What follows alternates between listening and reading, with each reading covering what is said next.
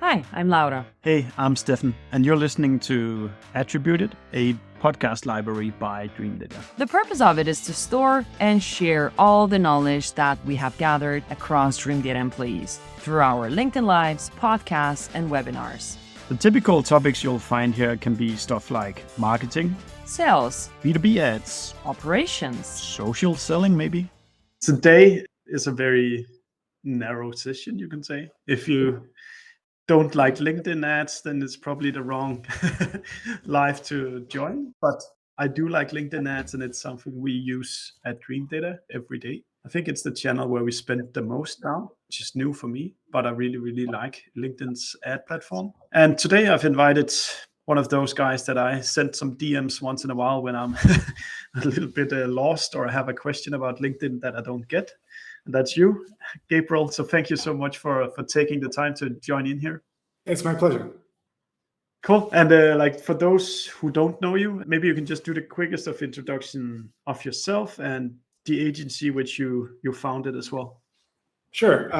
So my name is Gabriel Ehrlich. I'm the founder and CEO of an agency called Remotion. Remotion is a LinkedIn ads agency. I started the company about 6 years ago, really, really early on after LinkedIn ads had kind of rolled out their self-serve product. We're based out of Tel Aviv, so there's a really strong B2B tech sector here.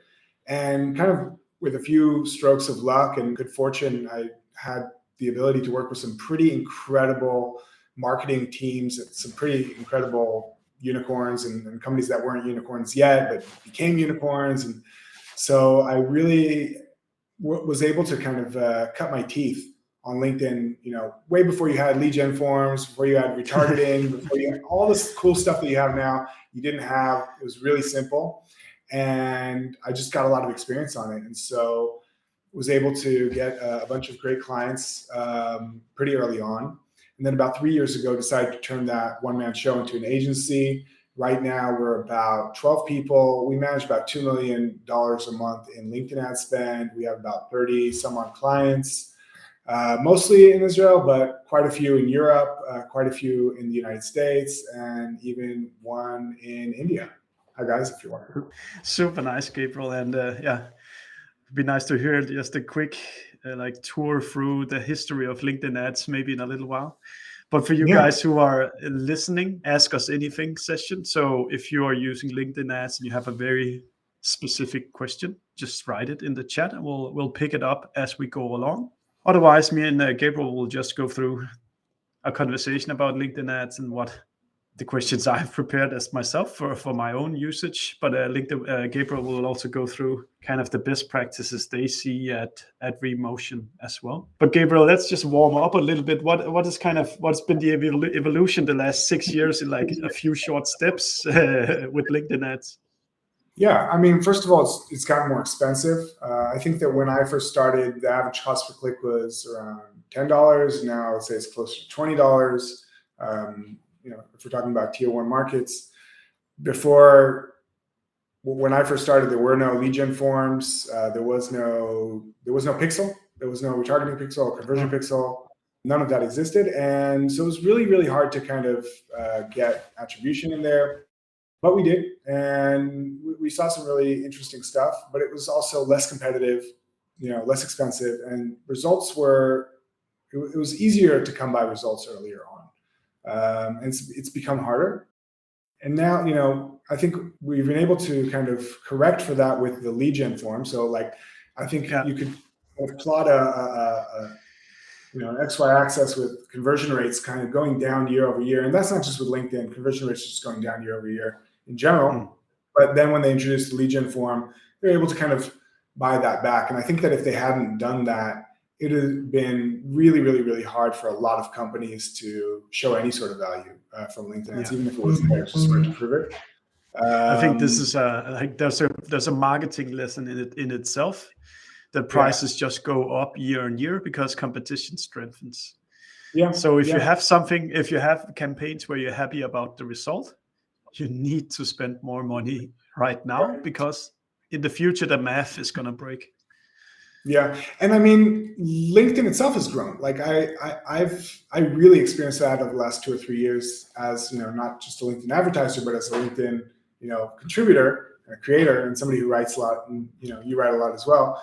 I felt that there's just a lot more. A lot people are on LinkedIn more. I think people have kind of stopped. They're spending less time on Facebook, a little bit more time on LinkedIn. More people, more countries. So that's pretty cool. So the audience has expanded there as well. Yeah. And the product itself has matured in an interesting way. It's still not perfect. Nothing is, right? And it's far from as advanced as some of their competitors, but it's come a long way. And I think we can give them a lot of credit for that. Yeah, absolutely.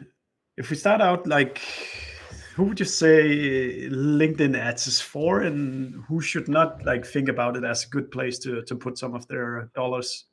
I have a few opinions here. I would say number one, if you are in B2B in any way, you should be on LinkedIn ads in some way, right? So if you have a B2B audience in any sort of capacity, I think it makes sense to do something on LinkedIn ads, even if it's just retargeting, even if it's just throwing a few $100, a few $1,000. I would make sure I'm there in some way. But I think who we've seen is able to be the most successful on LinkedIn ads. I mean, we at Remotion, we focus on B2B tech companies and companies that have kind of sales-driven motions versus more product-led. You mentioned that before, and I'll reiterate that. It has to be, your ACV has to be high enough to afford it. So like if you're selling, $100 a month subscription software, or I don't know, something like that, it's very, very unlikely. If you can't get a deal for, I don't know, $20,000 a year, give or take, or above, it might be harder.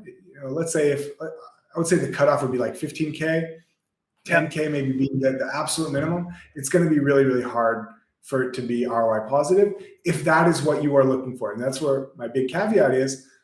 Not everything needs to be ROI positive. And I know that kind of goes against a lot of performance marketing religion, but sometimes just getting in front of your audience consistently, day in, day out, year in, year out, even if you can't necessarily say, oh yeah, we got all those clicks and all those clicks turned into leads and all those leads turned into opportunities, even if you can't necessarily measure that, there is absolutely value in getting in front of your audience day in, day out with your message. Whether or not you can prove it or not.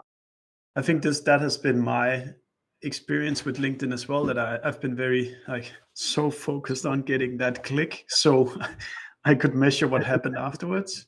But December last year, we started doing these matched audiences on LinkedIn, where you could select who are the companies that sees your ad.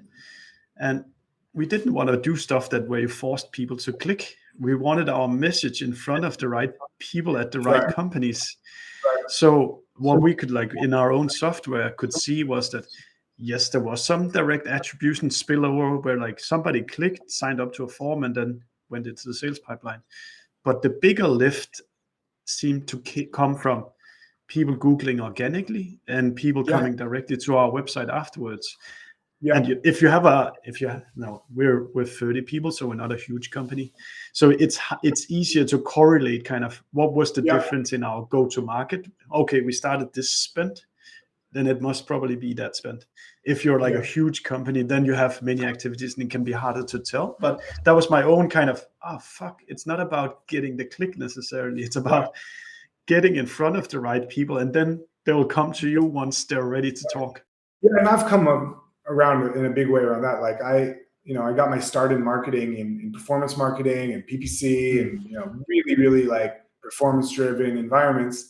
And the more I'm in this, in this area, and the more I'm running marketing for myself and I'm learning over time, I'm getting a lot less interested in that. I don't, when I'm running ads for Remotion, I don't care what my cost per lead is. I know, because I don't have, again, I'm small. So I know every single lead that comes in, and I know if I'm running a campaign targeting cybersecurity companies in Europe, and I'm starting to see a few leads coming in here and there from cybersecurity companies in Europe, and they're referencing the ad in the sign-up form, then that's it. And I'm not spending $100,000 a month and a good deal for us can be, $100,000 lifetime value. So I don't really care. Like, I know it's actually going to be ROI positive. I know I don't have to, I don't care when I'm doing it for myself. Now, as an agency, we can't really do that for our clients. We have to prove our value. We have to, So we're a little bit more inclined to, to do that attribution stuff and actually show this campaign brought in this much pipeline, or this campaign brought this many SQLs or something like that. But as much as possible, trying to tie it to revenue. But I'm also trying to educate our customers on the fact that, a lot of value here is coming from people Googling, and a lot of value is going to be coming from actually people learning about your company over time. They might not need what you do right now, right? So, if I'm a up and coming B2B tech company, I think you and I have probably a similar ICP. They might not need LinkedIn ads right now. They might say, hey, I don't have budget for this right now, but I might be getting in front of them day in, day out, day in, day out. And then when they do, they're like, what's the name of that LinkedIn ads company that I keep seeing their ad for? Oh yeah, Remotion. Hey, new marketing guy, go please Google Remotion. I'd love to have a call with them. And this is kind of, people are writing about this, people are talking about this all the time. I think it's becoming more and more clear that this is how things actually work. But this is how advertising works. I think we should put in a disclaimer here that it's this is just our opinion, and you really this is the overall strokes, but of course you follow everything as granular as you can, and you say this out of years of gut feeling and experience, and the ads is targeting exactly the right people. So it's, you cannot just do these things blindfolded. Obviously there's 100%. Directional things that you need to check in. 100%. And we look at, when we're running our campaign, I can, because it's my money and it's my business, I can kind of do that like that. But when we're running, campaigns for our clients, we would never do that on one hand. On the other hand, we're trying to kind of complement it. We're trying to come and say, look, this is what we can measure. This is what we're seeing. This is what, this is what's happening in terms of the things that we're measuring, right? And we can kind of track. What I like to say there is, don't look at that as the absolute truth. Look at that as an indicator, right? So if your graph is going like this, and that's a good thing, then keep doing that. But that doesn't mean that if it's telling you that your cost per opportunity is $10,000, it's not. It might be $5,000. It might be $2,500, and it might be even less. You don't know, and it's important to kind of have that humility when coming into it and saying, well, there's a bunch of stuff here that you can't know for sure. And you can come up with models, and if you really, really want to, you can kind of try to, but you should also just assume that there's more than meets the eye. Yeah, especially if you're getting good feedback. Especially if people are saying, I saw your ad, especially if, things are looking generally good and you're getting in front of your audience and they're responding to the ads and they're signing up and you're getting some meetings and deals from that, you can assume there's more of that there you just don't know about. Yeah.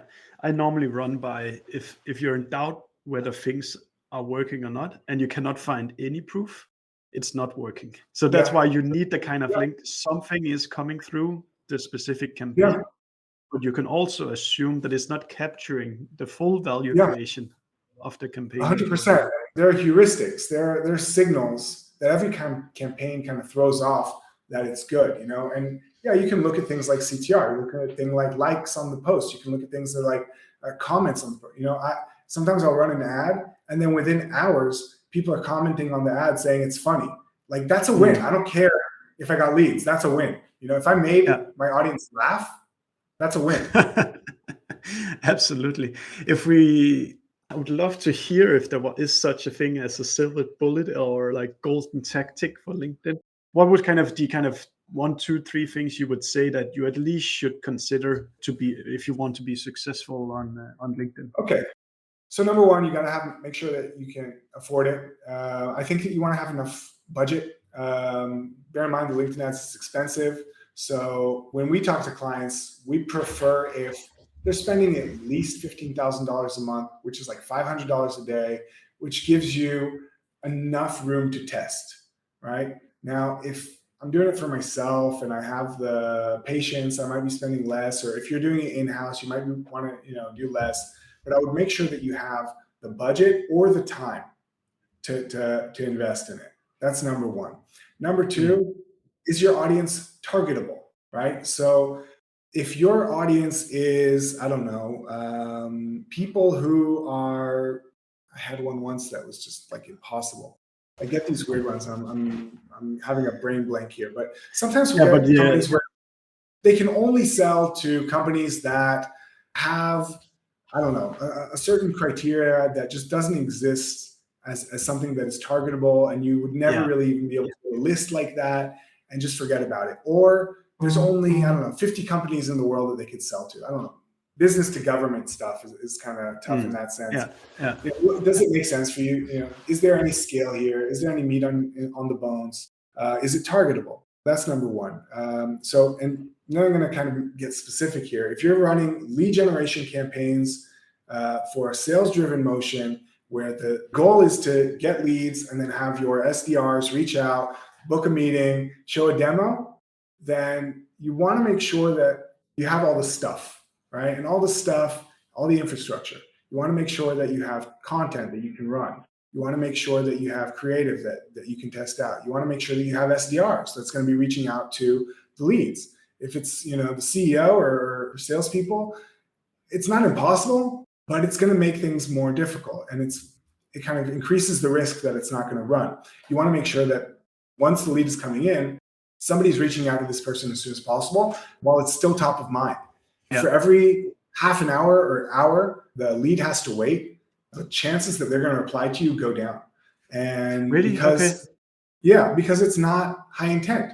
This isn't Google search. This isn't referral. This is paid social. So they saw an ad, they thought it was cool, they thought it was funny, they thought it was interesting. They either signed up through a lead gen form or even through your website, but they don't necessarily have this mission right now to get an analytics software or a B2B agency.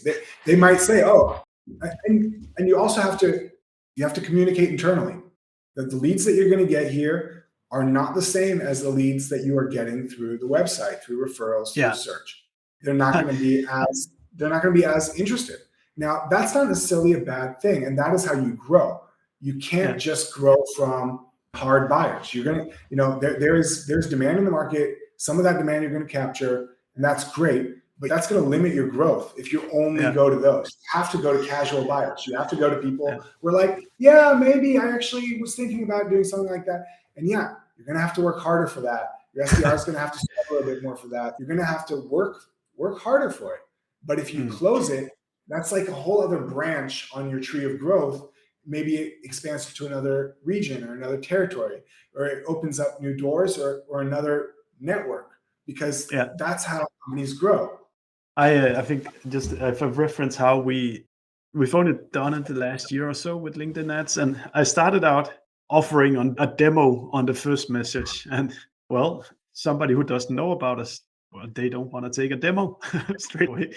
And then I pivoted to the complete opposite. So I made a very light ebook, something about B2B, ultimate guide.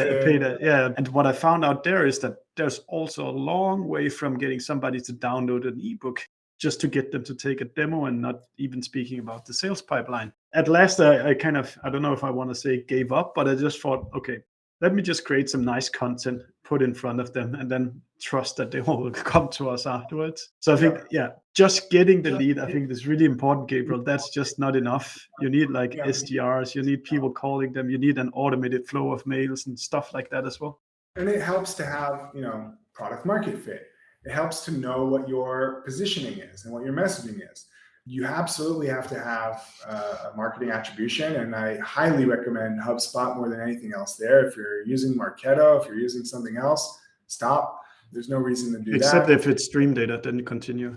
But it's not marketing attribution. You guys do? Sorry, I said attribution. I meant automation, marketing automation.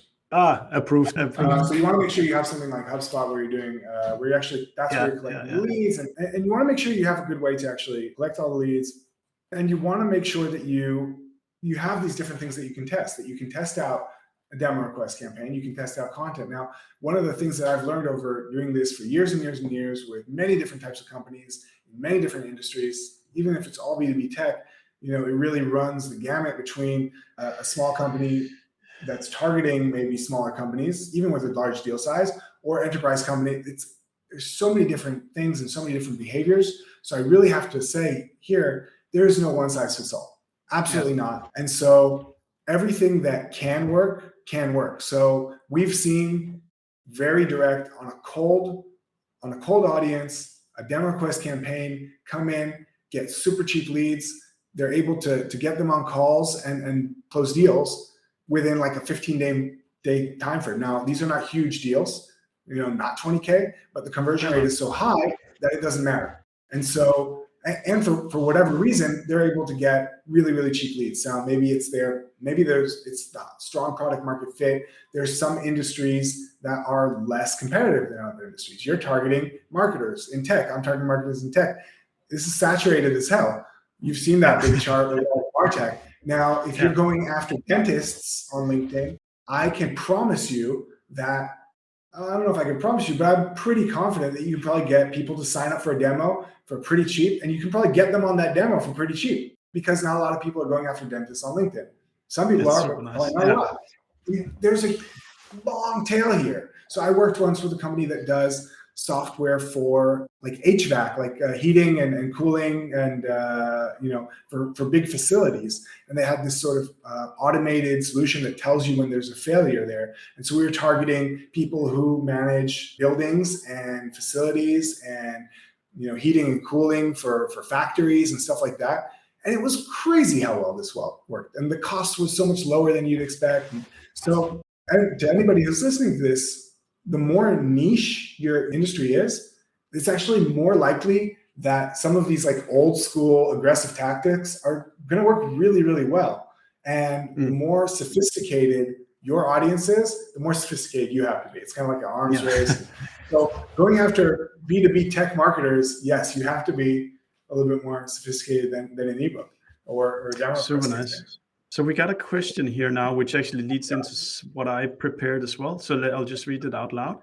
Which medium do you find works well? Meaning pictures, videos, no graphics at all. And just to show that I actually prepped a little bit, I'll pull up this one. So this is, Gabriel, you'll know this, but this is essentially the ad formats that you can choose when you're setting up a LinkedIn ad. Is there any kind of overall ways people should be thinking about these? I can tell you what we do for our clients and what we do for ourselves. I would say that 90% of what we run is a single image ad with a lead gen form or a video ad with a lead gen form. And it kind of depends if you have good videos or not.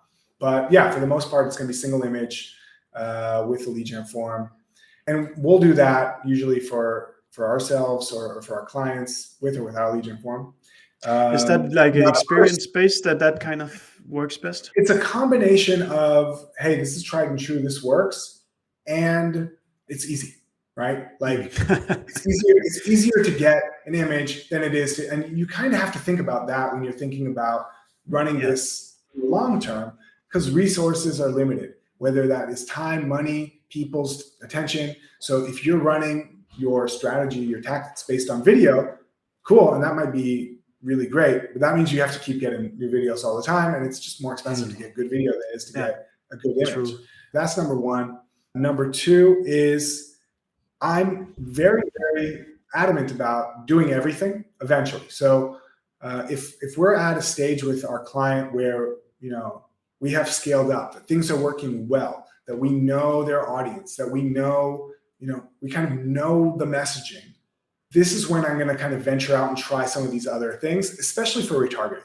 And so I want to be very clear on that. Like, if you have a good retargeting audience, whether from your website or you can retarget based on website. And by the way, for anybody listening, make sure that you're adding job titles and industry. Like, make sure you're adding a filter of your ICP to retargeting so that you're filtering out vendors and maybe people who are looking to work for you, or your buddy's mom that checked you out. Actually, I have it right here. This one. You can basically select which countries are good, which countries you want to exclude. Always remove audience expansion. Always uncheck audience expansion. Always.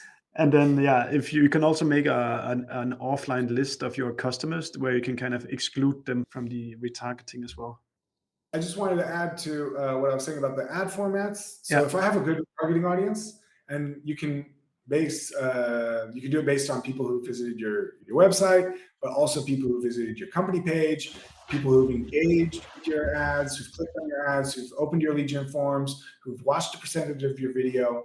So what you're doing is you're targeting your cold audience, and you're starting to create a layer of a warm audience, people who have seen you once, clicked on you once. You're starting to warm these guys up, and that shouldn't be very large. Generally speaking, you're probably going to get, in the vicinity of a few thousand, maybe a little bit more, maybe a little bit less. And it's really, really cheap to reach these guys a lot with all of these other formats. So text ads is not necessarily a great format for performance, but it's a really, really great format for reach. It's super cheap, and you're only charging people click. And so you can get your logo in front of your retargeting audience pretty much every single day for dollars, really, for like $10, $20. I can testify that as well.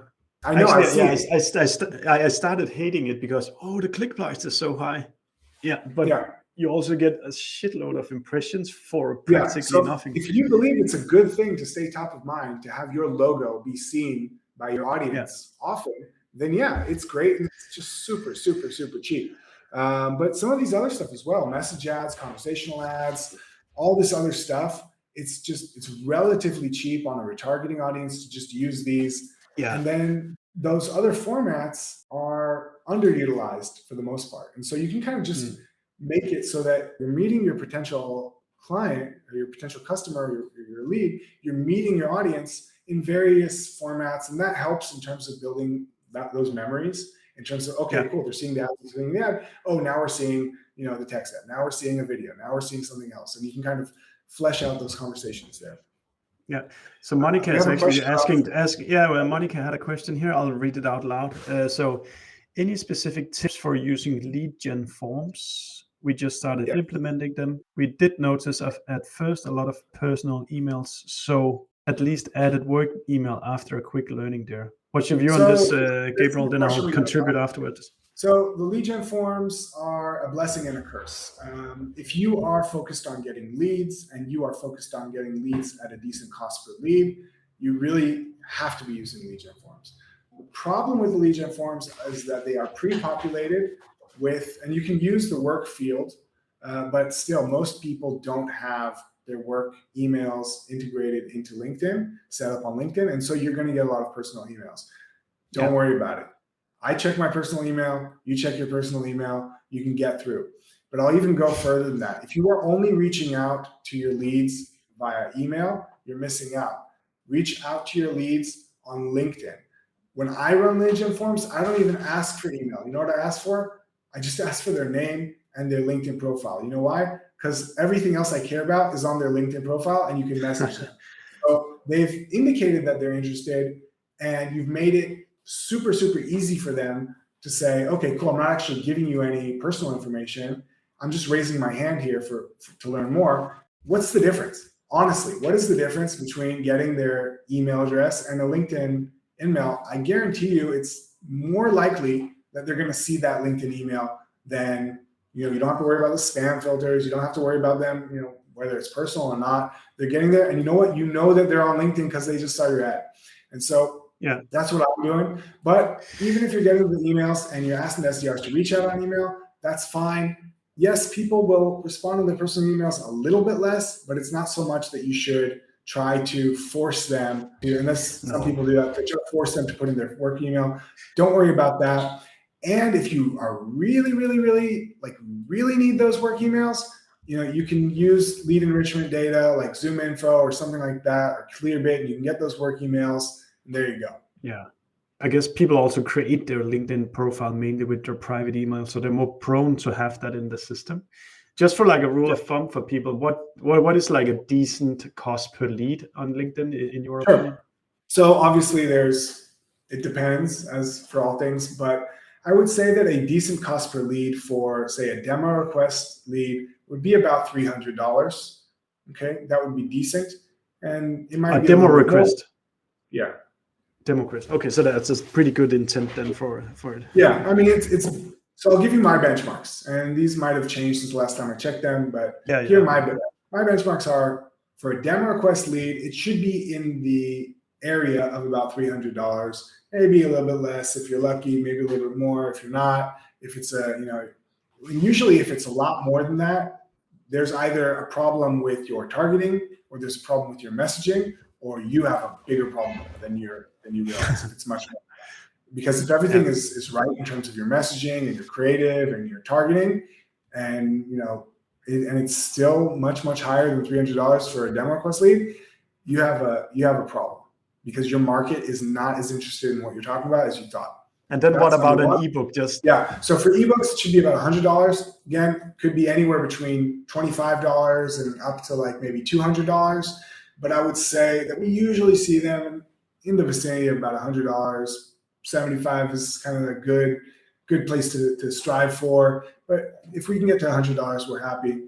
Now, the other benchmark that's important to remember here is lead to meeting ratio. And so it pretty much correlates. So we usually see there's a 1-to-3 ratio between demo request and content in terms of cost, and that works in reverse in terms of lead to meeting ratio. So, if you can get 15% from lead to demo for a lead gen form demo request lead, that's good. And if you can get it for those content guys coming in at about 5%, that's good. And I would say, and it's never that straightforward, and we'll have clients where it's 20% for the demo request and it's 2% for the content, or we'll see that it's higher than usual for the content and lower than usual for the demo. And we've seen all sorts of variations there, but kind of on the average, it clusters around those numbers. It's so important to follow these things, because though we might create this huge list of leads, like we haven't made any money for the company before you get contracts signed. So never ever stop at the lead collection. You need to follow through. Do you get demo calls booked? Do you get sales meetings? Do you get sales pipeline, etc.? And I would say that the two biggest issues, and I think you solved one of them, but the two biggest issues that we see that companies struggle with when it comes to LinkedIn ads, because once you've figured out the audience, once you've figured out creative and messaging, you're going to get leads, and you can probably get leads at a decent cost.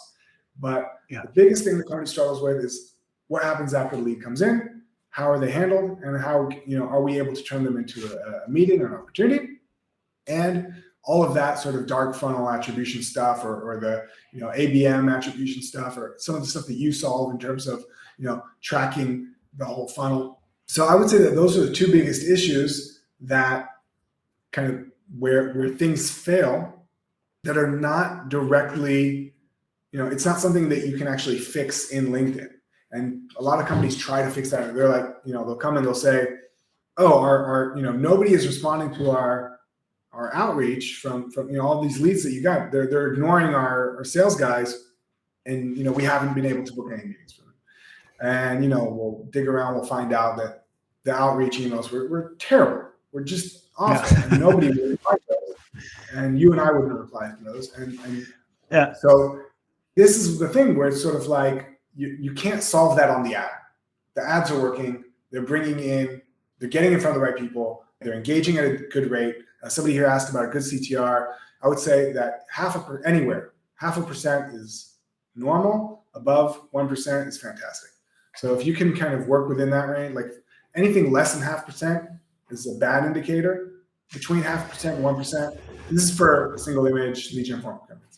I was about to say that also depends on the medium that you're running. And Gabriel, we have to kind of stop soon, but there's one thing I wanted to ask you as well, which is this kind of, so the first thing you said when you create an ad, you get presented with these objectives. What's the most important thing to be aware about when the consequences of clicking one of these? So basically, these tell the algorithm to do different things. And basically, some will optimize for, say, clicks, some will optimize for reach, and some will optimize for frequency, for example. So if you, and this is, it's not that important, it's kind of important, but it's a little advanced. But if, say, let's say you're working with a a relatively large list and you don't have a very high budget and you have a video, and it's important that, as many people as possible see the video, for example, within your ICP. And it's more important to you that as many people see the video as possible than it is for you to get clicks or leads or anything like that. Then you're going to want to go to, something like brand awareness or video views, and you're going to want to make sure that you are optimizing for reach. Lead generation, we'll make it a lead gen form ad, and website conversions, we'll try to optimize for website conversions. I generally don't recommend that. That's going to be asking the algorithm to do something that it doesn't necessarily have any business doing. Yeah. And I would do, generally for most campaigns, you're good with either running website clicks if it's going to the website or a landing page, or lead gen if you use lead gen form. For 9 times out of 10, that's what you should be doing. And if you're doing something that's more in the vicinity of brand awareness, or just trying to kind of set, you're trying to optimize for reach or something like that, and you don't want to have a frequency of, say, 20, and maybe you have a really small audience, then you might want to choose something else there and make sure that you're optimizing for reach. Yeah. So like if the list is super small, you just want to get anybody who can watch this ad to watch. If there's an option, I want to bid. Yeah, that you have to kind of, and there are resources about that. You can probably explain it better than I do, but it's beneficial to understand how the auction works here, and understand basically how the bidding works, and understand how that would relate to your audience, right? So if you have a large audience and you have a small budget, that's, you need to think about how you stretch that dollar and how you get to as many people as possible. But if you have a very, very small audience and you have money, then you actually have to think about how can I outbid everybody? How can I make sure that I'm always showing up? And you have to think about basically how do you take all the inventory that you possibly can from this limited audience. If you have, 4,000 people, that's it. There's nothing more than that. How do you make sure you get one? And these are totally different tactics that you're going to want to employ. And this is actually a question I've been asking myself several times as I set up audiences. So once you define all these things, countries, list, exclusions, etc., what is the size of the audience that you want to be seeing? So I have things where there's maybe 30 or 40,000 people in the audience, and then there's some retargeting stuff where there's just a couple of thousands. What is the size of audience that people should try to get to? Yeah, there's no one size fits all, of course. So it kind of depends on your budget. It depends on your ICP. It depends on what your goals are. So, if you're running lead gen campaigns and you're running it on a cold audience, you need a large audience. You need, 15K, 20K, up to maybe 80K would be okay.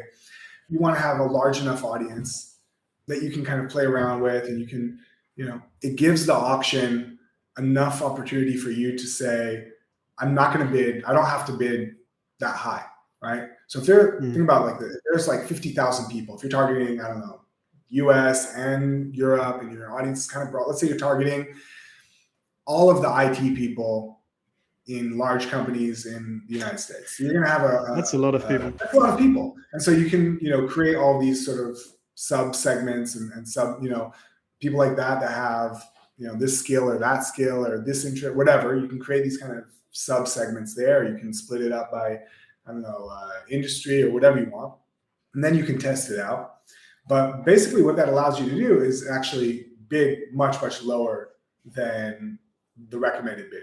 Because, if you're spending $100 a day or $200 a day on a campaign and clicks are costing you, $15, let's say, you don't actually need a lot of people. If your CTR is decent, your reach is going to be relatively small, and you don't need that many people from the audience to see it.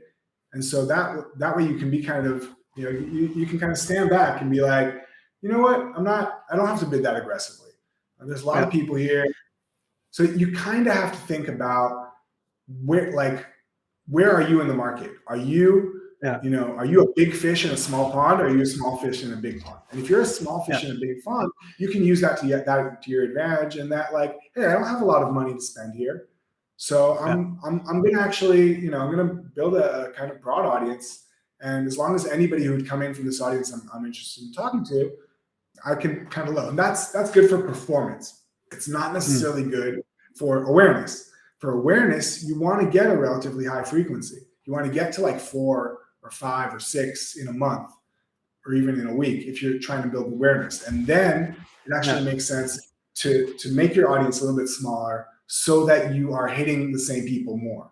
So you just kind of have to think about this stuff. It's kind of advanced stuff. You don't necessarily have to think about this stuff if you're just thinking about performance. But the longer I'm in it, the more I think about this stuff. Yeah, it's I noted, like, make a really big audience and then try to like do a really low bid on the average cost per click, and then you say, give me what you got at this price at some point. Yeah, if you can do that, if you have a decent audience and a higher than average CTR. If you can get a CTR that's like upwards of 0.8 or even 1, you can be super, super aggressive with lowering your bid. Absolutely. 0.1, I need to remember. I need to go check our ads to see how many of them live up to that. Just as a general health check, I mean, you can check how much are you spending on your cost per click, and you might say, hey, is this okay? Is this not okay? Or you might be asking yourself, well, things used to be working better. The cost per click is increasing. What can I do now to get it down? And is there room for me to get it down? So you don't need necessarily. Sometimes there are advantages to actually paying a little bit more. If you're paying a little bit more, think about you're getting kind of a premium there. It means that you're showing up more often. It means that you're winning more auctions. Yeah. One other thing to take into consideration: are you spending your budget? If you're not spending your budget, right? If you can spend $100 a day, if you can spend $500 a day, and you're not, you should probably increase your bid. You should probably be spending more. But if you're running out your budgets, if it's 3 p.m. in Europe and it's morning in the United States, and you're targeting the United States, and you've run out your budget by like 6 p.m. and you haven't even barely reached the West Coast, you can probably reduce your budgets. You cannot probably reduce your bids, and you can probably increase your budgets if you want. Cool. Just to round it off here, is there any kind of algorithmic or auction things right now that is working super well and it's going to destroy your business if people hear about it, but you want to tell it anyway? Like typically there's some kind of medium or ad format or something like that is extra good at the present time. Good question. I felt like conversation ads were there 1 or 2 years ago, and then the EU deemed them illegally, and then that tactic kind of fell out. Any new ad format is going to have an advantage if it's good. If you can kind of get it to work early on, there's a very good chance that you'll be able to get it at a premium. So the thing with the InMails at first is that they were going for really, really cheap because inventory was cheap. Not a lot of people had adopted them yet, and not everybody really knows how to get them to work. And there's still kind of an advantage there, but you really have to. People know what they are now. You can't. It's like pop-ups. Remember pop-up ads? Yeah. At first, they were great because people weren't used to them, or retargeting, like the early days of display retargeting. Early days worked really well because people were like, wow, these guys are everywhere. And they're like, oh, I get it now. You're just following me because I was on your website. People know. Yeah. People know. The secret is out. I don't think there are any secret. I think that's, just be on top of like new formats, be willing to test them out, spend some money there to see if maybe you can find an edge there. But no, I don't really see, like I said, I would say 9 times out of 10, what we're doing is lead gen form on a single image. So it's pretty basic. And it really depends, from industry to industry, company to company. But if you can, like I said, if you can make people laugh, you've won. So humor is undervalued and underappreciated in B2B. If you can use humor, use humor. I would say that the secret weapon, really, that most B2B marketers don't have and should have is creative. And it doesn't necessarily mean having a fancy banner. It doesn't necessarily mean having a $10,000 video. It means think about your audience, think about what will make them think, laugh, care, or whatever, to just consider what you're talking about for a second. And you'll probably do better than just whatever you were going to do anyway, which is probably just very, very generic and bland. Sometimes that works, but if you really want to stand out, You kind of have to, one other thing, super important, people don't do enough of this, be consistent. People, us as marketers, we have a lot of ideas. We're always kind of coming up with another idea, but people, if you can be consistent, not necessarily with the same ad or the same creative, but with the same theme, the same colors, the brand,